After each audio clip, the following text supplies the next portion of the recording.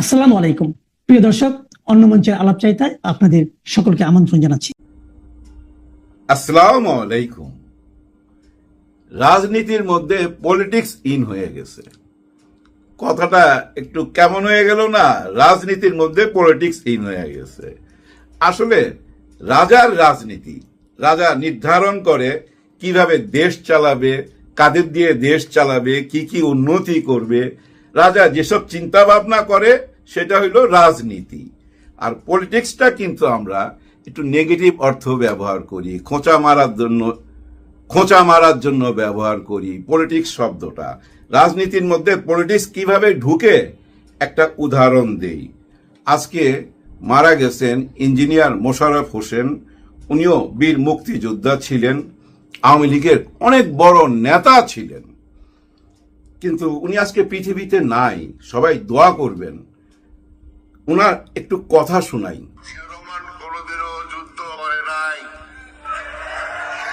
কথাটা কি বলছে? কথাটা কি বলছে বুঝতে পারছেন? জিয়াউর রহমান কখনো যুদ্ধ করে নাই, জিয়াউর রহমান কখনো মুক্তিযোদ্ধা ছিল না। উনি বলতেছে আজকে উনি পৃথিবীতে নাই, ওনার জন্য দোয়া করবেন। কিন্তু কিন্তু কথাগুলো শুনতে হবে, রাজনীতির মধ্যে পলিটিক্স কিভাবে ইন করে। কোনদিনও যুদ্ধ করে নাই, সে কোনদিনও যুদ্ধের নেতৃত্ব দেয় নাই। এটা আমি সাক্ষী, উনি সাক্ষী। I am the witness. হ্যাঁ হ্যাঁ হ্যাঁ। এবং আমি আরেকটা সবাই মজা নিতেছে। আরেকটা দিক আপনাদের, জিয়াউর রহমান কোনদিনও যুদ্ধ করে নাই, সে কোনদিনও যুদ্ধের নেতৃত্ব দেয় নাই। দেখছেন রাজনীতির মধ্যে পলিটিক্স কিভাবে ইন করায়। জিয়াউর রহমান যদি মুক্তিযোদ্ধা না হয়ে থাকে তাহলে ফজলুর রহমান সাহেব উনি তো যুদ্ধ দেখেই নাই, মুক্তিযোদ্ধা দেখেই নাই। জিয়াউর রহমানই নাকি মুক্তিযোদ্ধা না। এটাই ছিল রাজনীতি আমাদের দেশের। হ্যাঁ, একদল আইসা বলবে জিয়াউর রহমান মুক্তিযোদ্ধা না, উনাকে যুদ্ধ করতে দেখি নাই। আরেক দল আইসা বলবে বঙ্গবন্ধু শেখ মুজিবুর রহমান, সে ছিল পাকিস্তানে, নিজের ইচ্ছায় ধরা দিছে, তার সাথে এই মুক্তিযুদ্ধের কোনো সম্পর্ক নাই। এই যে কথাগুলা, এগুলাই চলতেছে কিন্তু গত 55 বছর। যাই হোক, আমি ওদিকে যাবো না, আমি অন্যদিকে যাইতে চাই। অনেকে আমরা ভারতকে আমাদের শত্রু মনে করি। না, এটা আমাদের ভুল ধারণা। ভারত আমাদের শত্রু না। শত্রু কারা জানেন? বাংলাদেশি ভারতীয়রা। এই বাংলাদেশের ভিতরে কিছু ভারতীয় আছে, আমাদের দেশেরই নাগরিক, তারাই হলো মেইন শত্রু। হ্যাঁ, আর ভারতকে বিচার করতে হইলে ভাই শুভেন্দুর চোখ দিয়া বিচার করা যাবে না। অন্য একটা চোখ আছে ভাই, বিজয় থালাপতি, তার দৃষ্টিভঙ্গি দিয়েও বিচার করতে পারেন আপনারা। শুভেন্দুর লোকজন যারা, এগুলা ভাড়া খাটা লোক, এদের একই কথা। এই যে দেখেন কি বলে। বাংলাদেশি থাকলে দেশে উন্নতি হবে নি। আমরা অলরেডি হিন্দু রাষ্ট্র, শুধু আমাদের সংবিধানে এটাকে মান্যতা দিতে হবে, তারপরে আমরা ফুল ফর্মে হিন্দু রাষ্ট্র করতে পারবো। সংবিধান চেঞ্জ করবে, সংবিধানে ইন করাবে। হ্যাঁ, হিন্দু রাষ্ট্রে ইন করায়া সমস্ত মুসলমানরে দেশ থেকে বাইর করে দিবে। অলরেডি শুভেন্দু কিন্তু ঘোষণা দিয়ে ফেলছে, ওই যে মসজিদে যে মাইকের আজান হয়, সে আজান হইতে দেওয়া যাবে না, মাইক খুলতে হবে। সঙ্গে আবার জোড়া দিছে মন্দিরের মধ্যে যদি মাইক থাকে সেটাও খুলতে হবে। তার মানে আজান দেওয়া যাচ্ছে না মাইকে, এই আওয়াজ যেন দূরে না পৌঁছায়, সে রাস্তা বন্ধ কইরা দিল। আরেকটা কি করছে জানেন? জুম্মার দিনে রাস্তার মধ্যে ভাই নামাজ পড়তে হয়, মসজিদের জায়গা হয় না, রাস্তায় চলে আসে, সেটা হইতে দেওয়া যাবে না, রাস্তায় নামাজ পড়া যাবে না, ডিক্লার দিয়ে দিছে। আর কি করবেন উনি? কাটা তারের বেড়া দিবে। দে না ভাই, দে, তাড়াতাড়ি দে, অসুবিধা কি? এই যে একটা দৃষ্টিভঙ্গি, এর দৃষ্টিতে যদি ভারতকে দেখেন, আপনার ঘৃণা ছাড়া কিছু আসবে না। এই যে কলকাতায় যাওয়ার জন্য ভিসা নিয়ে কথাবার্তা চলতেছে। হ্যাঁ ভাই, ইন্ডিয়ান অ্যাম্বাসেডারের সাথে বারবার বসতেছে সিটিং এ, ভারতে ভিসা চালু করতে হবে, কারণ ওই হাসপাতালগুলা তো চালাইতে হবে, নিউ মার্কেট চালাইতে হবে, ট্রাভেল এজেন্সি গুলা তো চালাইতে হবে, সব তো বন্ধ, ধ্বংস হয়ে গেছে। কিন্তু বাংলাদেশ সরকারের কি উচিত হবে এই ভিসা চালু করা? বরঞ্চ বাংলাদেশ সরকারের বলা উচিত কোন নাগরিক ভারত সফরে যাবেন না, বিশেষ করে এই পশ্চিমবঙ্গে এখন কেউ যাবেন না। যদি যাইতে চান চেন্নাইতে যান, হ্যাঁ, ওই তামিলনাড়ুতে যান, কলকাতায় যাবেন না, পশ্চিমবঙ্গে যাবেন না, ওইখানে লাইফ রিস্ক। তো এই কথা বলা উচিত সরকারের পক্ষ থেকে। দেখেন না, পৃথিবীতে কোথাও গন্ডগোল হইলে ডোনাল্ড ট্রাম্প কি বলে? আমেরিকার নাগরিকদেরকে ওই দেশে যাইতে না করে, বরঞ্চ নিজের দেশে ফেরত নিয়ে যায়। এর মধ্যে আপনারা দেখছেন একটা গরু ভাইরাল হয়ে গেছে, গরু তো না ভাই, মহিষ ভাইরাল হয়ে গেছে। ডোনাল্ড ট্রাম্প ওর নাম দিছে, প্রতিদিন ভাই শত শত মানুষ তারে দেখতে যাইতেছে। আসলে ভাই ওই মহিষের চেহারাটা না ডোনাল্ড ট্রাম্পের মতো।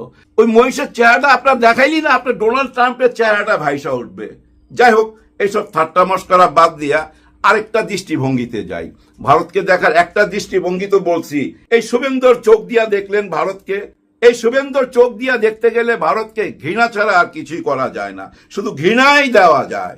কিন্তু আপনি যদি বিজয় থালাপতির দৃষ্টিভঙ্গি দিয়া দেখেন, নাম করা নায়ক, সিনেমাতে যতগুলো চরিত্র করছে প্রত্যেকটা চরিত্র ছিল তার গরিবের পক্ষে। যেখানেই গরিবের উপরে জুলুম সেখানেই সে ঝাঁপায় পড়তো।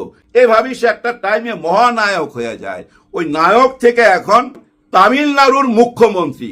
তামিলনাড়ুতে সিনেমা থেকে মুখ্যমন্ত্রী এই প্রথম না, অতীতে অনেক রেকর্ড আছে, অনেকেই হয়েছে। সিনেমার লোকরাই ভাই তামিলনাড়ুর রাজনীতি কন্ট্রোল করে। হ্যাঁ ভাই, দেখেন বিজয় থালাপতি পাশ করার পরেই সংসদে যায় প্রথম কথাটা কি বলছে? কোন হিন্দু যদি কোন মুসলমানের উপরে জুলুম করে তাকে আমি ছাড় দিব না, একেবারে জিরো টলারেন্স, তাকে আমি ছাড় দিব না, ক্লিয়ার কাট জানায় দিছে। আরেকটা কি কাজ করছে? 717টা বার মানে মদের দোকান বন্ধ করে দিছে। এই মদের দোকানগুলা ছিল মসজিদের পাশে, মন্দিরের পাশে এবং স্কুল কলেজের আশেপাশে, এগুলা বন্ধ করে দিছে। দেখেন, নায়ক যেমন সিনেমাতে ছিল ঠিক তেমনি ভাই বাস্তবে, আসলে বাস্তবে মানুষ এখন নায়ক দেখতে চায়। অনেক সময় দেখবেন রাস্তায় রিক্সাওয়ালার উপরে 10 টাকার জন্য 20 টাকার জন্য অনেকে চড়াও হয়, হাত তোলে, মারে। দেখছেন না, রিক্সাওয়ালা হয়তো অসহায়, কিছুই বলতে পারে না, চুপ হয়ে থাকে, আর যে মারে সে হেডম দেখায় চইলা যায়। কিন্তু ওই মুহূর্তে যদি ওই হেডমালারে ধইরা কেউ 4টা ঘুষা নাকে মারতে পারতো, তাহলে কিন্তু ভাই সবাই হাততালি দিত, যেটা সিনেমাতে দেখায়। বাস্তবে এরকম নায়ক আমরা খুঁজে পাই না। কিন্তু মানুষ আজকাল বাস্তবে তেমন নায়ক দেখতে চায়। যেমন বিজয় থালাপতি পাশ করার পরই 2টা ঘোষণা দিছে, মুসলমানের উপরে জুলুম হইলে আমি তাকে ছাড় দিব না। মদের দোকান, ভারতের মতো জায়গায় মদের দোকান বন্ধ করে দেওয়া। যে দেশে কারো বাড়িতে মেহমান হিসেবে বেড়াইতে গেলে আমরা যেমন চা দেই না, সেখানে চাও দেয়, কফিও দেয়, আবার মদও আপ্যায়ন করে। সে দেশে মদ নিষিদ্ধ করে দিল, 717টা দোকান, এবং ভবিষ্যতে আরো নিষিদ্ধ করবে। এবং দেখবেন ভবিষ্যতে যেসব সিদ্ধান্ত নিবে প্রত্যেকটা নায়ক সুলভ সিদ্ধান্ত নিবে। এখন দেখেন, শুভেন্দুর চোখ দিয়েও তো ভারতকে দেখলেন, এখন বিজয় থালাপতির চোখ দিয়ে ভারতকে দেখেন, দেখবেন অন্য এক ভারত। আমরা এই ভারতকেই দেখতে চাই। কিন্তু শুভেন্দুর যে ভারত, এই শুভেন্দুর ভারত কিন্তু ভারতকে বিপদে ফেলবে। যেভাবে সে সংখ্যালঘুদের উপরে জুলুম করতেছে, অত্যাচার করতেছে, এর ফলাফল কিন্তু ভালো না, এর ফলাফল ভালো না। অনেকেই এরকম করার চেষ্টা করছে বহু দেশে, কিচ্ছু করতে পারে নাই। ডোনাল্ড ট্রাম্প পর্যন্ত এখন বুঝা ফেলাইছে ইরানে আক্রমণ কইরা যে মুসলমানদের সঙ্গে বেশি বাড়াবাড়ি করা ঠিক হবে না। যার জন্য কিন্তু দেখেন যুদ্ধটা থাইমা গেল, কিন্তু যুদ্ধের কোনো খবর নাই। আর যুদ্ধটা হয় কোথায় ভাই? সীমান্তে যুদ্ধ হয়, 2 দেশের সীমান্তে যুদ্ধ হয়। ওই দেশের কোনো সৈনিক আমার দেশের মানুষকে গুলি কইরা মাইরা ফালাবে, এটা আপনি মাইনা নিবেন? নিশ্চয়ই মাইনা নিবেন না। নাসিরউদ্দিন পাটোয়ারি মাইনা নেয় নাই, চইলা গেছে ভাই সেই ব্রাহ্মণবাড়িয়ার সেই সীমান্তে চইলা গেছে। ওইখানে ঘটনা কি ঘটছে? ওই সীমান্তে চোরাচালানি বন্ধ করা হয়েছে, চারিদিকে পাহারা বসানো হয়েছে।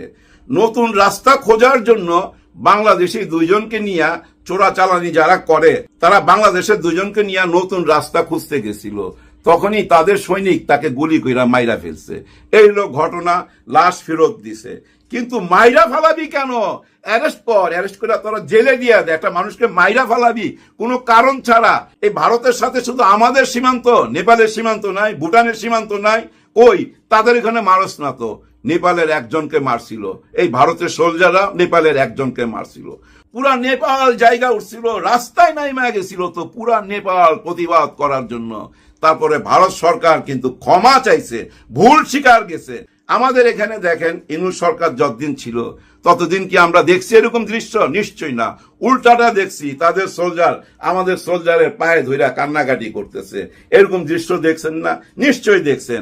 অথচ নির্বাচিত সরকার আসার পর অন্য ঘটনা, যার জন্য নাসিরুদ্দিন পাটোয়ারি ওইখানে চলে গেছে এবং ঘোষণা দিছে আগামীতে যদি এরকম সীমান্ত হত্যা চলতে থাকে তাহলে আমরা লং মার্চ করব সীমান্তের দিকে। একটা তো হুমকি দিছে ভাই, আর কি বলছে? সরকার কেন নীরব? আমাদের স্বরাষ্ট্রমন্ত্রী কেন নীরব? স্বরাষ্ট্রমন্ত্রীকে নিয়ে অনেক রকম কথা বলছে, যে কথাগুলো শুনে অনেকে বলতেছে এই ছেলেটা পুরাই বেয়াদব, হ্যাঁ পুরাই বেয়াদব বলতেছে। কি করবে বলেন? ওর ভাষাই তো এইটা, ও তো এরকমই।